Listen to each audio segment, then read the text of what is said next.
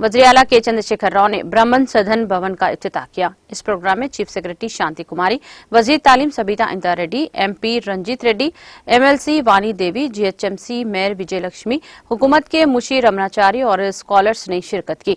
इस इमारत की तामीर के लिए हुकूमत ने रंगारेड्डी जिले के कोपनपल्ली गांव में 6 एकड़ और 10 कुंटे जमीन अलर्ट की है। वज़ीर बल्दी नज़्म नक्श व शहरी तरक्की के तारक रामाराव ने 5 जून 2017 को इस इमारत का संग बुनियाद रखा था। इस 3 मंजिला इमारत का कल्याण मंडपम इंफॉर्मेशन सेंटर शामिल है। ये इमारत मजहबी और रूहानी नजरियात के फैलाव के लिए एक मालूमाती मरकज और वसाइल के मरकज के तौर पर काम करेगी।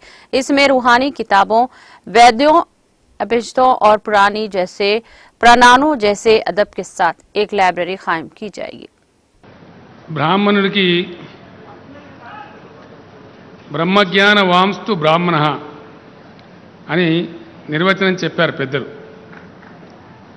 బ్రహ్మజ్ఞానం పొందిన వారు ఎవరికైనా బ్రాహ్మణత్వం సిద్ధిస్తుంది. వేద వాంగ్మయ విజ్ఞానాన్ని విపులముగా లోకానికి అందించేవారే విప్రులు. సర్వజన హితం సర్వజన సుఖం బ్రాహ్మణుల యొక్క లక్ష్యం. పురం యొక్క హితం కోరేవారే పురోహితులు.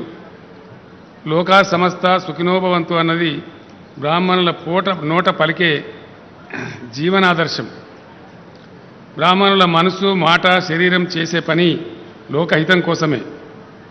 తెలంగాణ ప్రభుత్వ విధానం సర్వజన సమాదరణ, పేదరికం ఎవరి జీవితాల్లో ఉన్నా వారిని ఆదుకోవాలనే మానవీయ సంకల్పంతో తెలంగాణ ప్రభుత్వం పనిచేస్తున్న విషయం మీ అందరికీ కూడా తెలుసు అని నేను మనవి చేస్తూ ఉన్నాను. కులానికి పెద్దలైన బ్రాహ్మణుల్లోనూ చాలామంది పేదలు ఉన్నారు. వారిని ఆదుకోవడం ప్రభుత్వం తన బాధ్యతగా భావించింది. తెలంగాణ బ్రాహ్మణ సంక్షేమ పరిషత్తును తెలంగాణ ప్రభుత్వం 2017 ఫిబ్రవరి 1న ఏర్పాటు చేసింది. ఏడాదికి 100 కోట్ల రూపాయల నిధులను బ్రాహ్మణ పరిషత్తుకు కేటాయిస్తూ ఉన్నది. ఈ నిధులతో వివిధ సంక్షేమ పథకాలు అమలవుతూ ఉన్నాయి. విదేశాల్లో చదువుకోవాలనే విద్యార్థులకు వివేకానంద స్కాలర్షిప్ ఇప్పటి వరకు 780 మంది విద్యార్థులు ఈ స్కాలర్షిప్ ద్వారా ఆదుకోబడ్డారు. పేద బ్రాహ్మణుల జీవనోపాధి నిమిత్తం బెస్ట్ అంటే Brahman empowerment scheme of Telangana state అనే పథకం అమలవుతున్నది. ఈ పథకం కింద పెట్టుబడి సాయంగా గరిష్టంగా 5 లక్షల గ్రాంటును ప్రభుత్వం అందిస్తున్నది. ఇందుకోసం ఇప్పటి వరకు 150 కోట్ల రూపాయలను ప్రభుత్వం వెచ్చించింది. విప్రహిత బ్రాహ్మణ సదనం తెలంగాణ రాష్ట్ర రాజధాని హైదరాబాద్లో 9 ఎకరాల స్థలంలో 12 కోట్ల రూపాయల వ్యయంతో అద్భుతంగా బ్రాహ్మణ సంక్షేమ సదనాన్ని నిర్మించడం ద్వారా తెలంగాణ ప్రభుత్వం కొత్త ఒరగడకు శ్రీకారం చుట్టింది.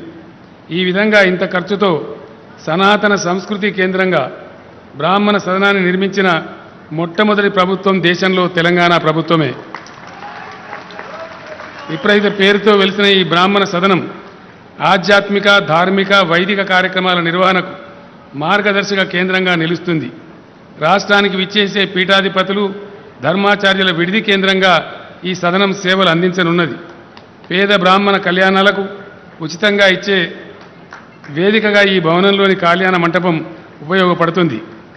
కుల మతాలకు అతీతంగా పేదవాళ్ళు ఎవరైనా సరే తమ ఇంట్లో శుభాశుభ కార్యక్రమాల కోసం పురోహితుల సేవలను కోరితే ఈ సదనం నుండి పురోహిత బ్రాహ్మణులు వెళ్ళి ఉచితంగా వారి ఇంట్లో కార్యక్రమాన్ని జరిపించి రావాలని నేను అధ్యక్షులు శ్రీ రమణాచారి గారిని కోరుతూ ఉన్నాను.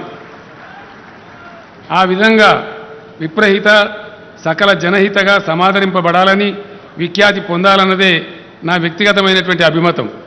వివిధ క్రతువులు, ఆలయ నిర్మాణాలు, ఆగమశాస్త్ర నియమాలు, దేవతా ప్రతిష్టలు, వివిధ వ్రతాల విధి విధానాలకు సంబంధించిన ఒక సమగ్రమైన లైబ్రరీ ఈ సదనంలో ఏర్పాటు కావాలని నేను పెద్దల రమణాచారి గారిని కోరుతూ ఉన్నాను. ఆయా వైదిక కార్యక్రమాలకు సంబంధించిన అరుదైన పుస్తకాలు, డిజిటల్ వీడియోలు ఈ లైబ్రరీలో లభిస్తాయి. వేదశాస్త్ర విజ్ఞాన భాండాగారంగా, ఆధ్యాత్మిక చైతన్య కేంద్రంగా, నిత్యం భారత భాగవత రామాయణాది కావ్య ప్రవచనాలకు వేదికగా, కళలకు కొలువుగా బ్రాహ్మణ సదనం విలసిల్లాలి. సూర్యాపేటలో డాక్టర్ ఏ రామయ్య గారు వదాన్యతతో ఇచ్చిన 1 ఎకరం స్థలంలో బ్రాహ్మణ పరిషత్ భవనాన్ని ప్రభుత్వం నిర్మించింది. దీన్ని త్వరలోనే ప్రారంభించుకుందామని సంతోషంగా నేను తెలియజేస్తున్నాను.